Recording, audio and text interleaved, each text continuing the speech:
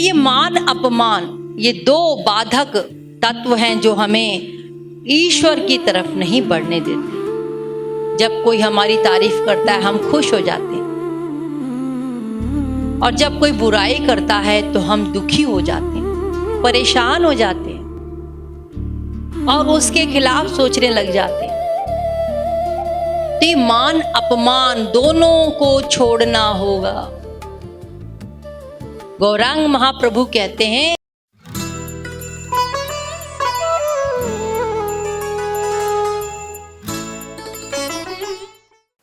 सभी साधकों को राधे राधे।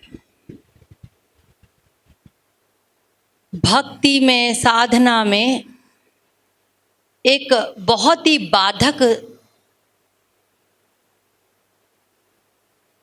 चीज है, वो है मान अपमान। यानी मान चाहना, यानी सब हमारी बड़ाई करें। मान चाहना और अपमान, ये दो परम दुश्मन हमारे पीछे लगे हैं। मान अपमान।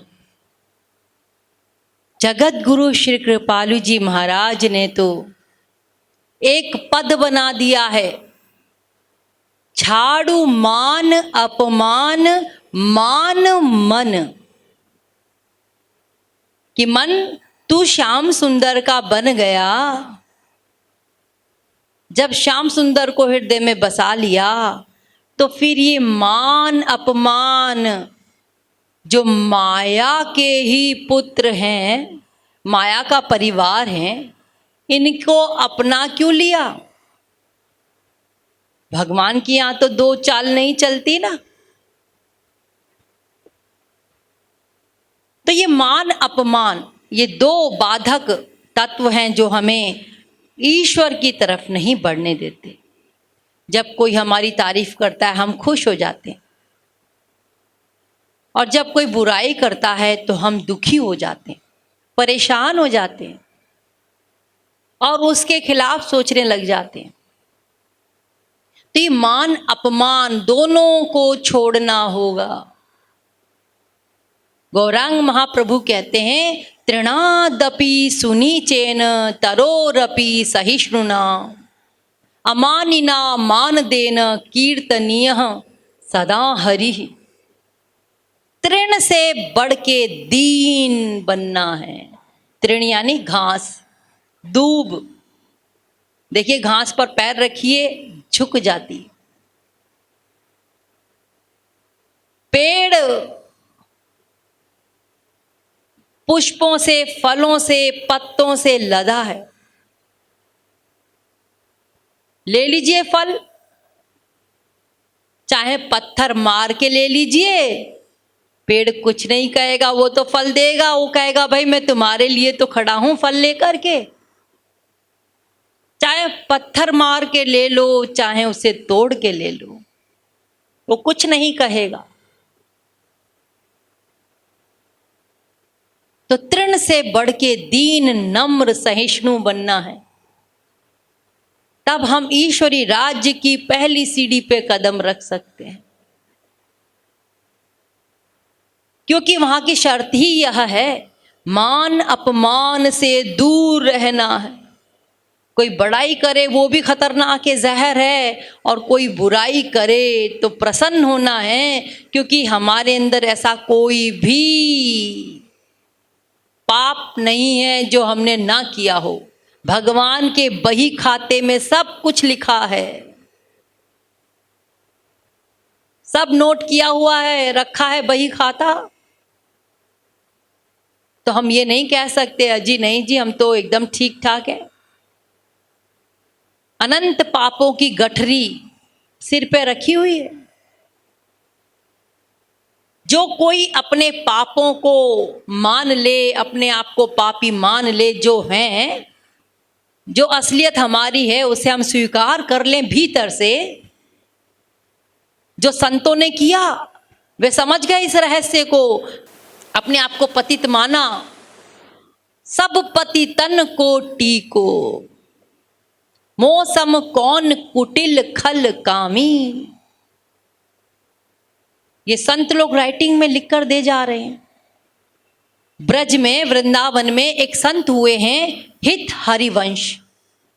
ये प्रकांड विद्वान थे, दिग्विजयी, यानी जिसने पूरे संसार को जीत लिया हो विद्वत्ता में, उसको कहते हैं दिग्विजयी। दिग्विजयी थे वो, विद्वत्ता में सर्वश्रेष्ठ। लेकिन जब असलियत जान ली तो अपनी सारी विद्वत्ता, अपने सारे जो ज्ञान था ना भरा हुआ दिमाग में, सब कुछ यमुना जी में फेंक दिया और राधे राधे राधे राधे का जाप करने लगे, राधे राधे का स्मरण करने लगे, ध्यान करने लगे।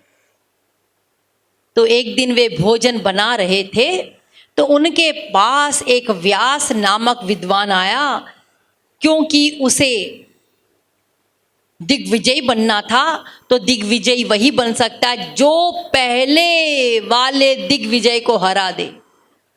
तो इनसे शास्त्रार्थ करने के लिए आया।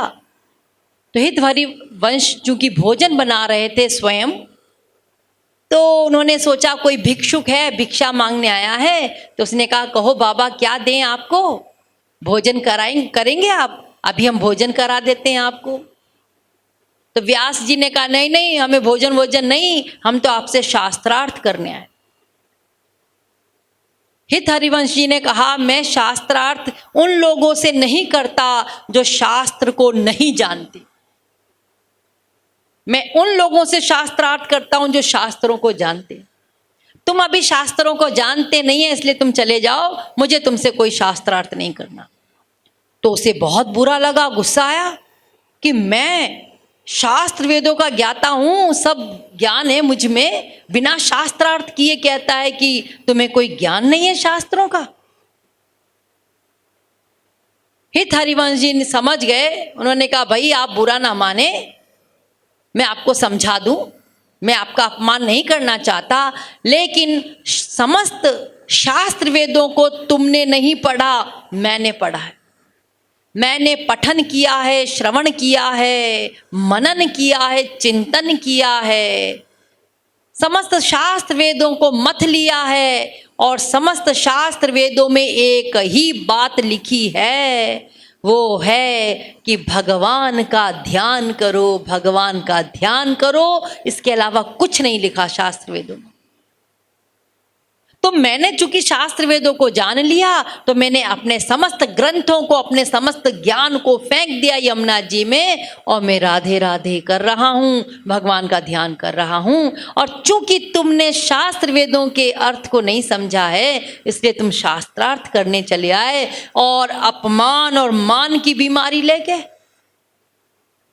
शास्त्रार्थ करने आए हो, दूसरों का अपमान करने के लिए, खुद का मान चाहने के लिए दिग्विजयी बनना चाहते हो। लाओ पेन कागज लाओ, शास्त्रार्थ कर लेते। व्यास ने सोचा लिख करके शास्त्रार्थ करेंगे तो वर्षों लग जाएंगे, लेकिन चूंकि हित हरिवंश जी ने कहा लाओ पेन कागज लाओ जल्दी, तो पेन कागज लेकर आए व्यास जी। हित हरिवंश जी ने उस पर लिख दिया, जाओ तुम दिग्विजयी हो और मैं तुमसे हारा। व्यास जी ने सोचा बिना शास्त्रार्थ किए लिख दिया, इतने बड़े दिग्विजयी ने, इतने बड़े विद्वान ने।